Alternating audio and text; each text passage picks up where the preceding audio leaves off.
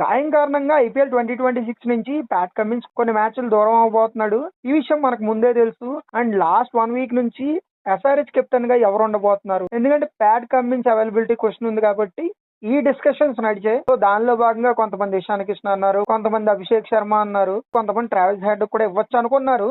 And మన ఛానల్లో video కూడా చేసి మన ఒపీనియన్ చెప్పాం. నేను ఏదైతే నా పర్సనల్ ఒపీనియన్ చెప్పానో అదే రైట్ అయింది.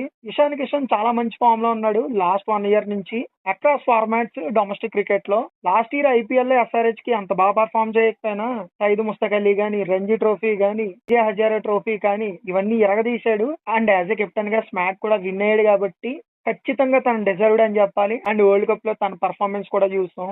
సో ఇవన్నీ పరిగణలోకి తీసుకుని ఇషాన్ కిషన్ కి కెప్టెన్సీ ఇవ్వడం జరిగింది. అండ్ ఇంకో మెయిన్ పాయింట్ ఏంటంటే తన కెప్టెన్సీ ఇచ్చినప్పుడు ఇంకా బాగా పర్ఫామ్ చేశాడు డొమెస్టిక్ క్రికెట్ లో. సో అందుకనే అతను కెప్టెన్ గా సెలెక్ట్ చేసుకున్నారు. అండ్ ఎస్ఆర్హెచ్ ఇంకో ప్రకటన కూడా చేసింది. వాళ్ళ వైస్ కెప్టెన్ ఎవరో కూడా చెప్పింది. వాళ్ళ vice captain Abhishek Sharma last 7 years నుంచి ఎస్ఆర్హెచ్ తోనే ఉన్నాడు. అభిషేక్ శర్మ తను కూడా well deserved. And last 3-4 years నుంచి చాలా బాగా పర్ఫామ్ చేస్తున్నాడు. మంచి అవకాశం అని చెప్పాలి వీళ్ళిద్దరికి.